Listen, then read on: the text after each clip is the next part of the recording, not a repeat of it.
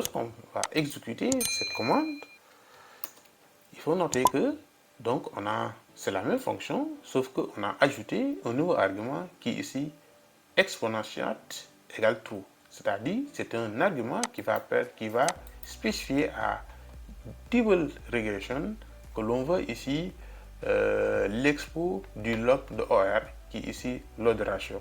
Et donc quand on va lui spécifier cet argument, il va donc au lieu de nous retrouver avec le log, il va nous renvoyer ici la fonction, il va nous renvoyer ici l'estimation des odds ratio directement, ce qui est interprétable.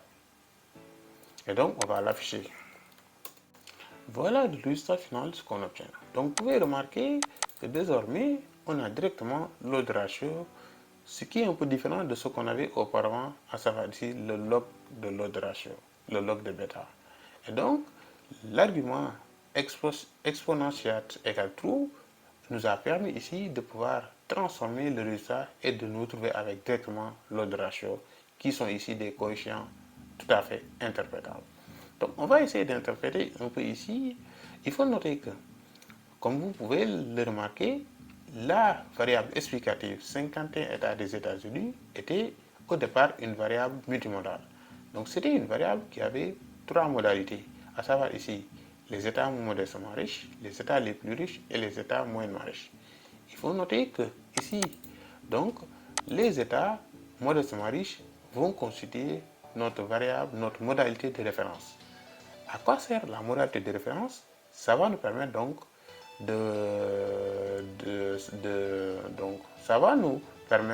dans l'interprétation de la variable milieu de résidence, de pouvoir comparer les modalités, à savoir ici les 10 États les plus riches et les 10 États moyennement riches. Ça va nous permettre de pouvoir les comparer par rapport aux États moyennement riches. Étant donné que cette variable, cette modalité est la modalité de référence, donc toutes les autres modalités seront comparées par rapport à cette modalité-là, qui est la modalité de référence.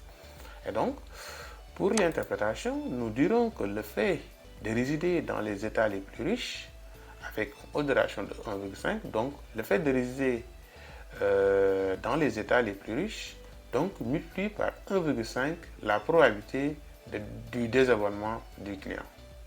Soit donc une augmentation de 50% de la probabilité de désabonnement du client. Donc, autrement dit, par rapport au fait de résider dans les États modestement riches, donc le fait de résider dans les États les plus riches va augmenter de 50% la probabilité du désabonnement du client. C'est ça. Et donc, on peut prendre une autre variable pour essayer de l'interpréter toujours. Donc, considérons ici les appels internationaux, par exemple. Donc, on descend en bas.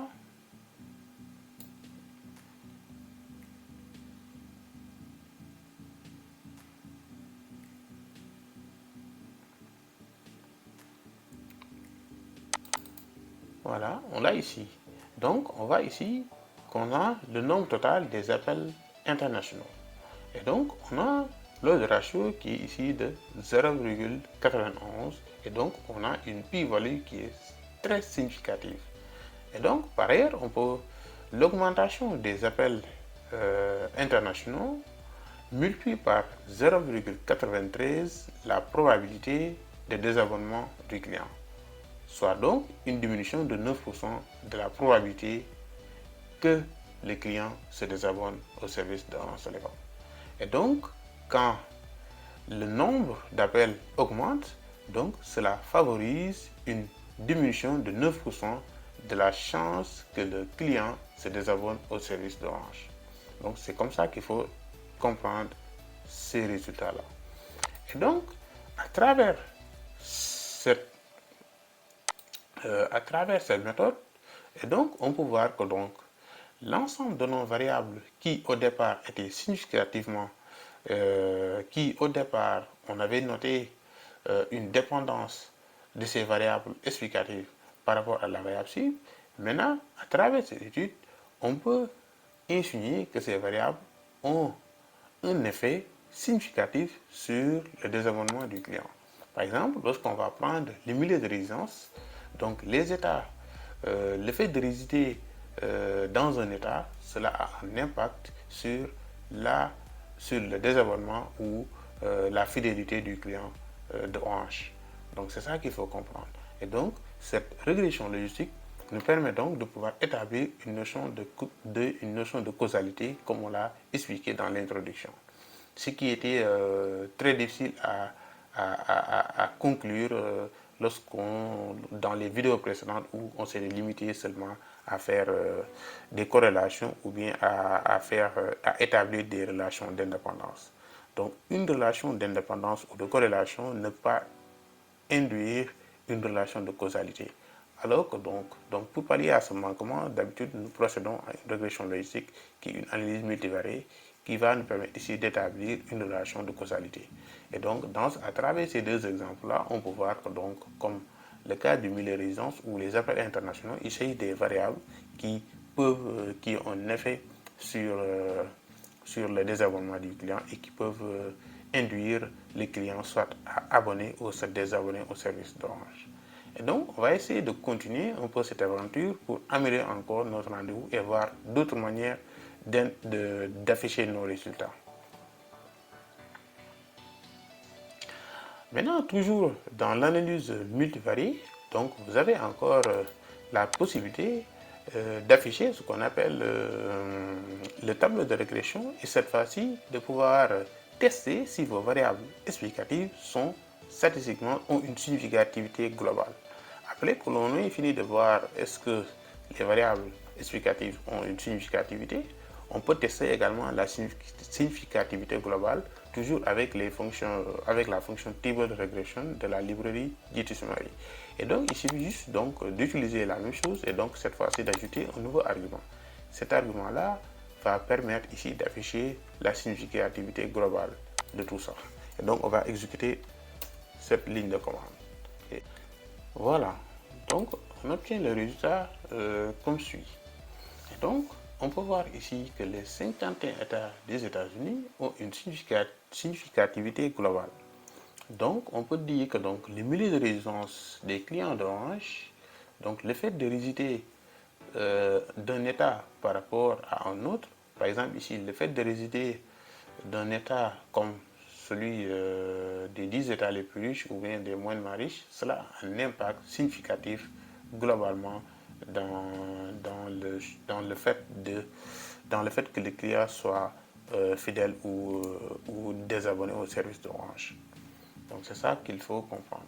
Et donc quand on va passer au tableau précédent, voilà ce qu'on avait obtenu. Donc cette significativité-là était une significativité de chaque modalité vis-à-vis de si on la comparait à la variable de référence. Et donc la significativité globale nous permet à chaque fois de pouvoir voir est-ce que la variable explicative, est-ce qu'une variable explicative donnée a une significativité globale. Et donc, on note qu'ici, c'est le cas pour les milieux de résidence et on note que ce n'est pas le cas pour la durée du compte depuis son actif et pour tout ce qui est de l'indicatif régional, mais c'est tout à fait le cas pour le service de plan activé et pour d'autres variables également. Donc, on peut descendre encore pour voir encore le nombre total d'appels, le nombre total des appels externes, des appels internationaux. Et on voit qu'ici, effectivement, que cette variable est globalement significative. À présent que nous avons fini de voir la significativité des variables et notamment de la significativité globale, maintenant on peut passer à une étape finale qui est ici la sélection du meilleur modèle. Et donc la fonction qui va nous permettre ici de pouvoir sélectionner notre meilleur modèle est ici la fonction step. En effet, la fonction step va nous permettre ici de sélectionner les meilleurs prédicteurs de notre modèle de régression. Une fois, vous pouvez remarquer ici, il y a plusieurs variables ici significatives qui jusque-là sont considérées comme de bons prédicteurs. Mais l'idée, c'est de sélectionner le top des prédicteurs. Et donc, l'élément qui nous permet de choisir les meilleurs prédicteurs de notre modèle, c'est d'utiliser ici la fonction step. Donc, on va générer ce résultat. Et donc, quand on va générer ce résultat, donc, on va voir, donc l'interpréteur va nous générer les meilleurs prédicteurs de notre modèle. Donc, il va falloir patienter un peu que quelques paramètres soient estimés. Et donc, à la fin, donc, on a un résultat. Et donc, on peut dire que donc, l'interpréteur R nous a ici généré le meilleur modèle. Et donc, vous avez vu qu'au départ, nous, on avait beaucoup de modalités, comme par exemple, vous pouvez le voir ici. Donc, au départ, voici le modèle initial. Donc, au départ, voici l'ensemble des variables auxquelles nous avions considéré pour estimer ici la probabilité de désabonner ou d'être fidèle à Orange Telecom. Donc, au départ, on avait toutes ces variables-là comme étant des prédicteurs, comme étant nos variables explicatives. Donc, au départ, nous avions utilisé toutes ces variables-là pour estimer notre modèle de régression. Et donc, au finish, donc l'interpréteur, à travers cette fonction, l'interpréteur nous dit que donc, il s'agit donc de ces variables-là qui constituent donc les meilleurs prédicteurs pour notre modèle en ce qui concerne le modèle de régression logistique. Et donc, à présent, donc, on voit que donc, on a moins de... Donc, autrement dit, rien qu'avec ces variables, il est possible donc d'avoir la meilleure estimation de notre modèle. C'est ça que renvoie cette commande. Maintenant, une fois qu'on a ici établi donc notre meilleur modèle, l'idée c'est de faire un test en ANOVA.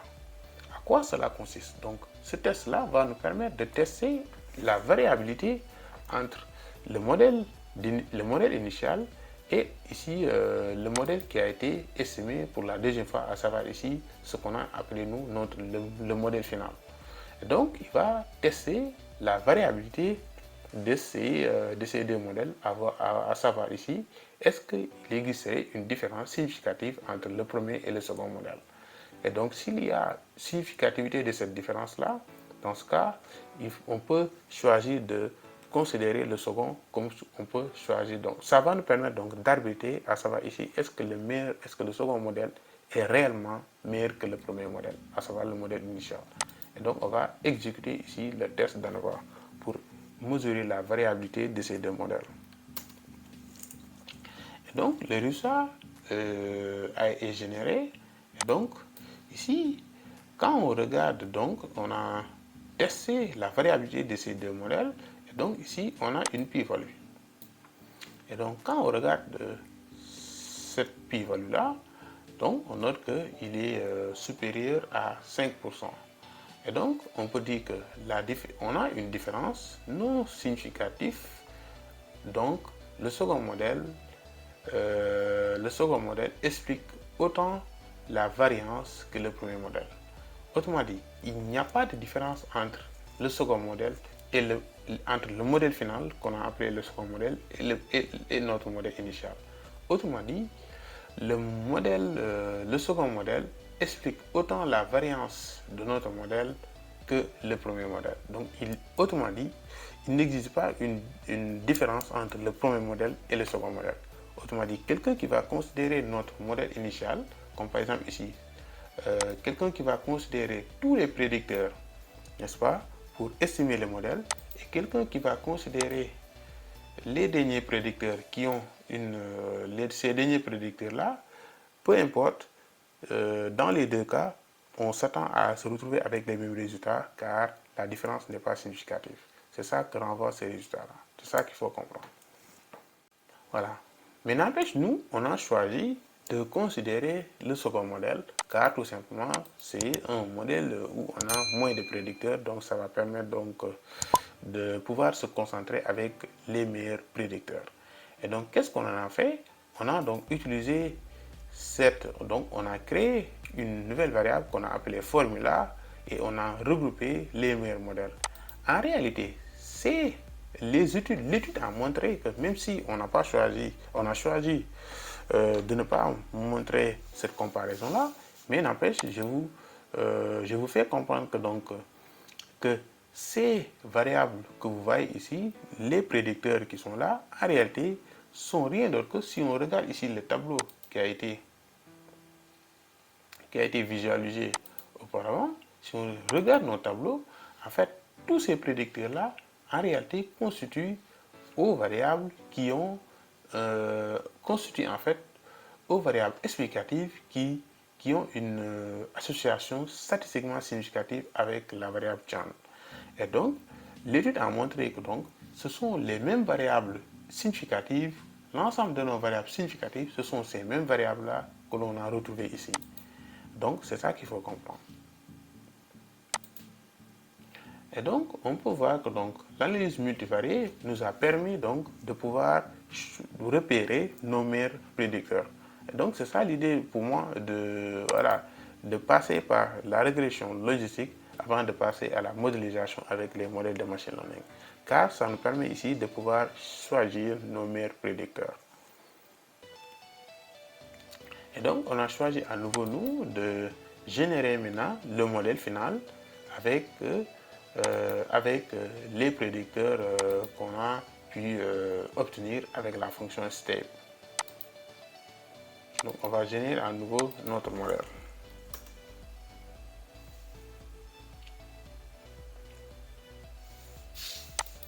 Il nous dit que donc la fonction formula n'a pas été exécutée. Donc,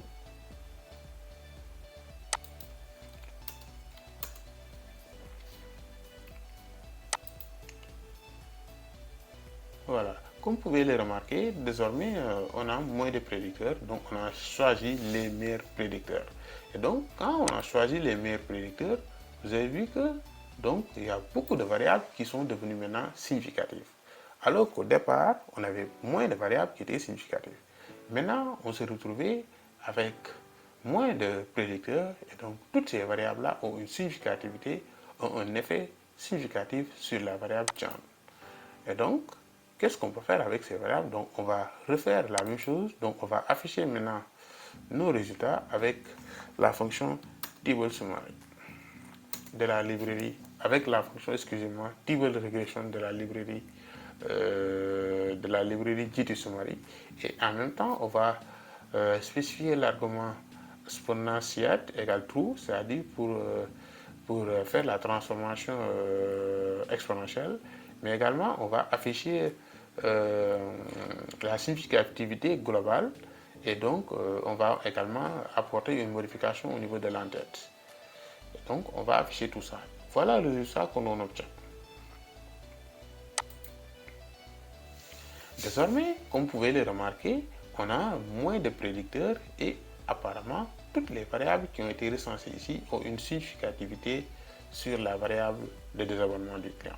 Et donc, on regarde ici le milieu de résidence, c'est une variable qui est significative.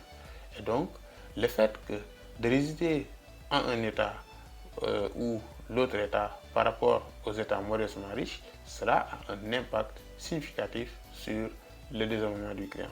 Autrement dit, cela soit augmente ici de 44% la probabilité que le client se désabonne à Orange Telecom.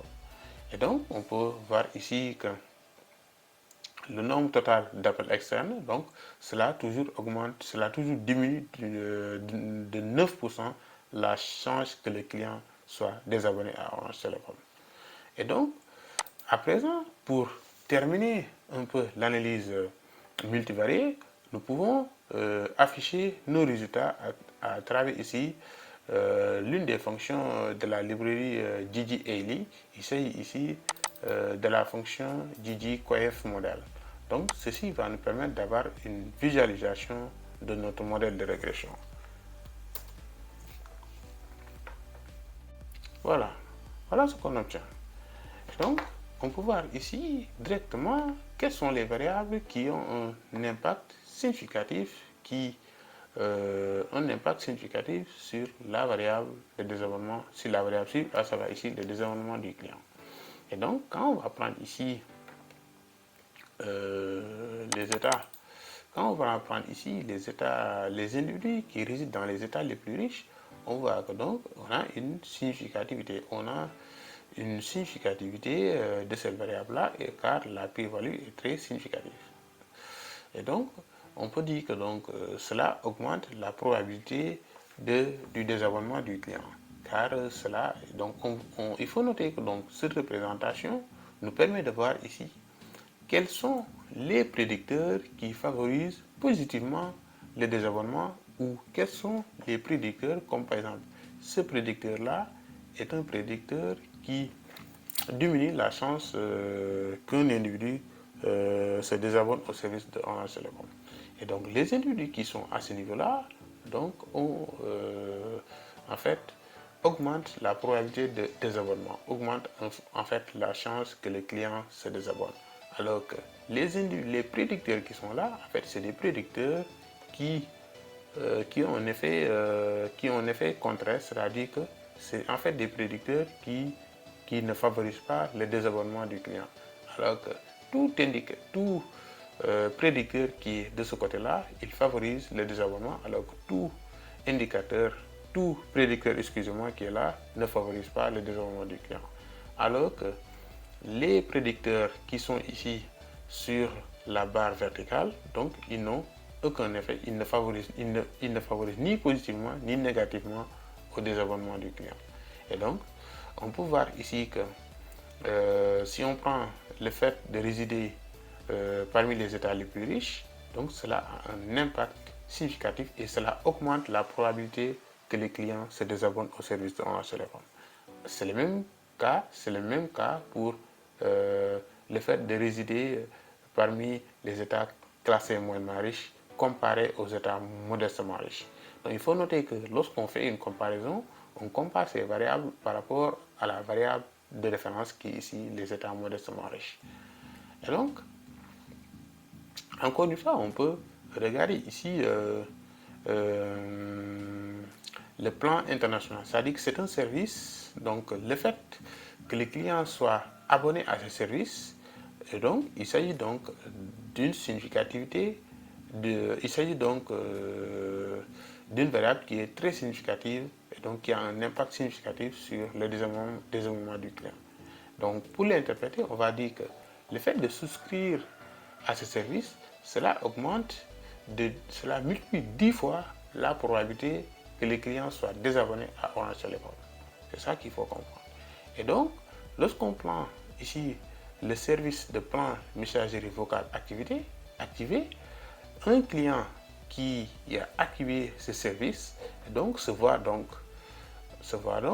octroyer donc le fait de souscrire à ce service, cela diminue la probabilité que le client soit désabonné à Orange Telecom. Donc cela diminue la chance que le client se désabonne au service d'Orange. Et donc c'est le même cas pour le nombre total d'appels. Et donc plus on a des appels externes, plus donc cela diminue la chance que le client se désabonne au service d'Orange Telecom. En résumé, voilà ce qu'on avait prévu de partager avec vous, à savoir ici les outils de JT Summary qui nous permettaient ici de pouvoir réaliser ce qu'on appelle une analyse multivariée. Et donc l'analyse multivariée vient ici consolider les résultats qui ont été établis lors de l'analyse bivariée.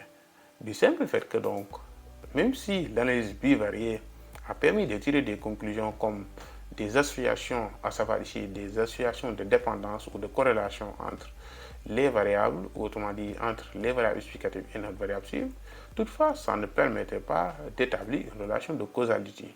Et donc l'analyse multivariée est ici une méthode avec la régression logistique et ici une méthode qui va permettre ici de pouvoir établir ces relations de causalité, à savoir ici. Et donc si à chaque fois on voit qu'une variable qui est significative, qui augmenterait de façon positive ou négative la souscription, et dans ce cas, il est sûr, on peut affirmer avec une haute certitude que cette variable-là a un impact sur le désabonnement, ou positivement ou négativement. Donc c'était ça l'idée. Et donc cette étude nous a permis de pouvoir asseoir une thèse plus solide sur les variables qui ont un impact significatif sur le désabonnement du client.